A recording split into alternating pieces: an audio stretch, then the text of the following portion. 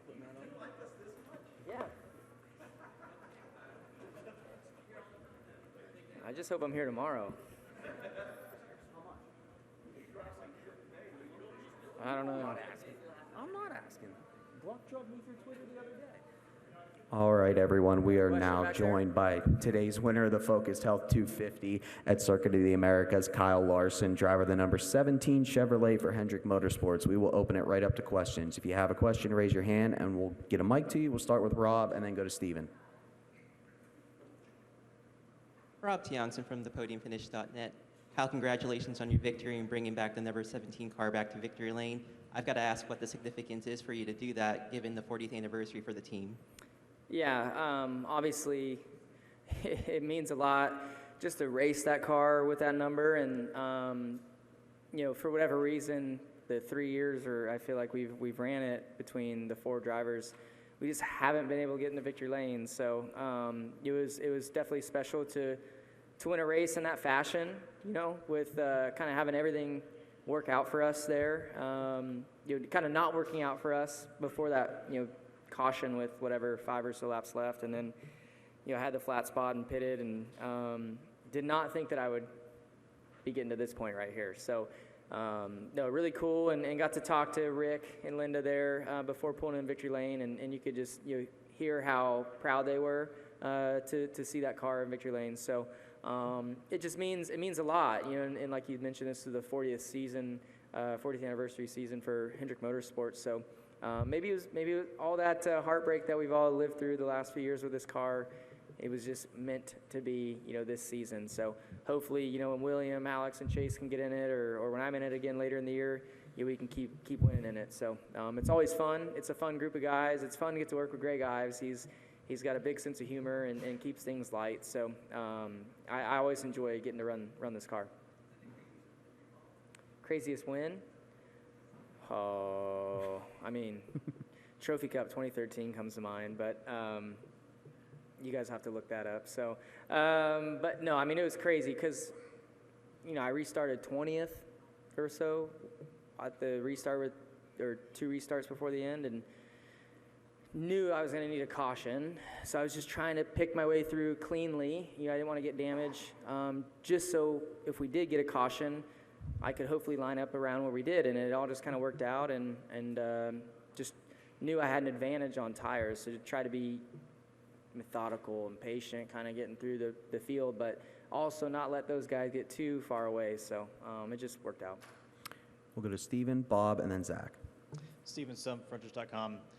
Kyle, can you kind of walk through that last lap when you were running in third right behind the 21 and 97? They had gotten into each other in the restart. They obviously got into each other again. Can you kind of explain how you were trying to size them up, or like when to make a move? Yep. So on the restart, I was in the outside lane and got to the bottomish lane, and I could see that the 21 was kind of shoving. At least from my view, it looked like he was shoving the 97 through the corner. They all ended up way out there, and I was happy about that. Not that he shoved him out of the way, but that, the 21 was going to be kind of a jam car, because I think if SVG got out to lead, I would have never had an opportunity to catch up and win. So, when he got to lead, I was like, okay, that's good. It's going to keep the field kind of choked up a little bit to give me a shot, and then just kind of worked out where I got to third, I think, coming to the white flag. And, I was hoping to be close anywhere, really, so I could try and pass, Shane. But when it got down to, like, turn 12, I was just, 1.5 car lengths back. And I was like, man, I'm not going to be able to drive in here and get to his inside or anything. So I just need to keep being patient. I was trying to tell myself to keep being patient throughout that final lap. And hopefully, there would be some sort of payback, and that's what happened. He got to the stadium and kind of shoved him through 15 into 16, and they both washed up a lot, and I just had a nice angle and grip in my tires to clear them on exit, and just from then on just try to just not get overly excited and screw up the gap that I had. Thank you. Bob, then Zach. Bob Hockers, Fox Sports. What did you think of where the restart zone was located, and considering that you had restart in all sorts of different areas, like did you feel like you were at a huge disadvantage having to kind of start and then drive through a turn, like when you were starting in the back? No, even when I restarted 20th. It all felt fine. Like it was kind of fun in a way because you could, you still had to like think about the corner. Like when you're back there, you're not really thinking about the restart zone. You're just thinking about making the corner and trying to set up the guy in front of you, get momentum and all that. So that was nice. People wanted to be in the left lane, so that lane would get the longest, and you could kind of go, choose the right lane, and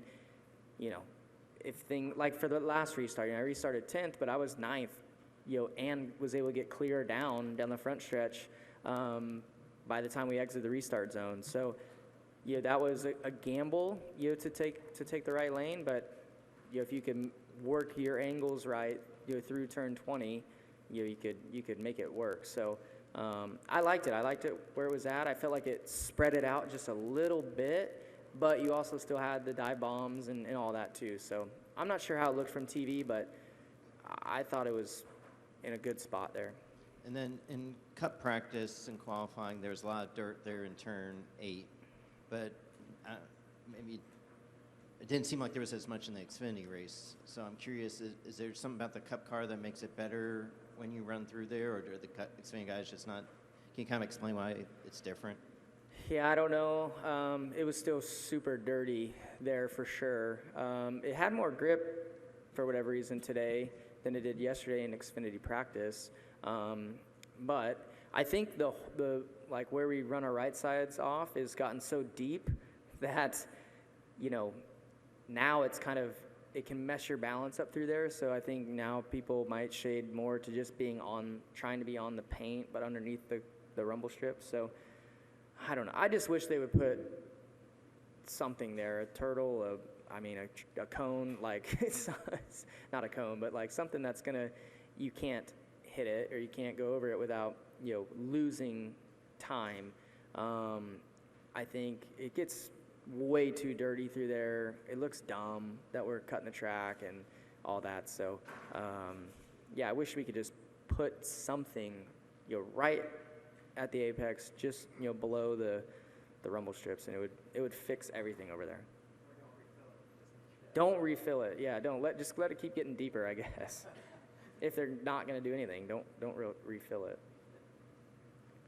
Zach Sterniolo, NASCAR.com. Kyle, congratulations on the win. The battle you had earlier in the race between yourself, AJ, and SVG, you guys were really fiercely swapping positions there. What are you seeing from SVG in those moments? Because this is obviously his first time in one of these cars on a road course. What were you seeing from him, and what was going through your head during those battles? Well, he's just better than us, for one. He's just way better than we all are at this. Like he's like AJ's a level up from me, and he's a level up from AJ. So I got too caught up in the moment of like having fun there. I should have just forfeited the spot and realized that we were racing time at that moment and not really. I shouldn't have been racing him. I wanted to get to the lead, and then when that didn't kind of work out, and he kind of surprised me, Shane did, when he got to my right side off of 13. I didn't know that he was there. And then he surprised me again when he got to my left side because I thought he was still out there on the right side. So then I was like, okay, this is going to be fun. I'm just going to race him. We're going to have some fun here. And then AJ got out. I'm like, man, I just screwed myself because we were getting ready to come to the green flag stop. And if I could have just settled into third, I would have been, call it at least a second closer probably to AJ when we pitted, and I would have beat them off pit road and been controlling the restart when we got past the stage. But honestly, that probably all didn't matter because our car was not very good on the short runs. I was just struggling for grip, so I would have got 8 up probably, and would have struggled trying to maintain a fast pace. So it all obviously worked out. We're sitting here, but it was fun racing him. He's just better. He's just way better than all of us. He can create grip. He can do things with angles and really be confident. Kind of poking his nose in spots. At least it seems he's more confident with all that than I am. So it's fun. It's a lot of fun when you get to race around a guy that is that good because you learn every time. So it was fun to see him and fun to see AJ and him, have a little bit of a battle there. So, yeah, no, he's way better than all of us on this stuff. Any additional questions for Kyle? All right, we'll go back to Rob over there. Kyle, just kind of curious. I know the Xfinity and Cup cars are going to differ, but how much did you learn today that can be applied to tomorrow, given the track conditions and just the tire strategies involved? Yeah, I don't know. Honestly, I don't think there's like a ton that I might have learned. The Cup car today felt way more gripped up than the Xfinity car does here. The pace is way faster. Brake markers and stuff are similar, but the 8-9 exchange, the car feels different. The car feels different in all the areas where you cut corners, like the Xfinity car, I think, because it seems to be higher off the ground. Like, it doesn't bottom out like in 19 or 7, 9 quite as much as the Cup car does. So, yeah, just the Cup car responds way different. So I'm not sure there's much I could learn from today, but learn where some bumps and stuff are, for restarts, things like that. I mean, there's always something that you learn, but the Cup cars and Xfinity cars just don't translate, like they used to. Go over there to Chris. Chris Knight, KHNS.com. Kyle, you ran 3 Xfinity races last year. This was your first of 2024. It's a stacked field as far as drivers. Did you notice anything coming from the back to the front about how close the competition is and how stacked the field was? Not really, no. I mean, it's, I don't mean this to knock Xfinity drivers, but like, it's not really that stacked, or at least it's hard to judge, because I don't feel you can judge because they don't allow enough Cup guys to run in the field, like we used to. So, although, yes, when you're watching Xfinity guys versus Xfinity guys, it can look stacked, but it's not really that stacked. So I wish that they would open it up more. I know we would run the 17 car a lot more, probably, if they would let us. Because with the Dash for Cash races, the playoff races, the one race before the playoff race, there's really not a whole lot of races we can run. So, I feel like you can't judge an Xfinity driver anymore. So, yeah, it didn't seem that, stacked, in my opinion, coming through. Like Ty Gibbs, I mean, he cruised right through the field. We were, slower getting through, but it was fine. But, and that's not knocking them. Like, I think if they had Cup drivers to compete against, they would all become great, and be ready for the Cup Series. But you don't get that anymore. So, yeah, I wish they would open it up, but they probably won't. All right, Kyle, appreciate your time. Thank you. Congrats again. Thanks.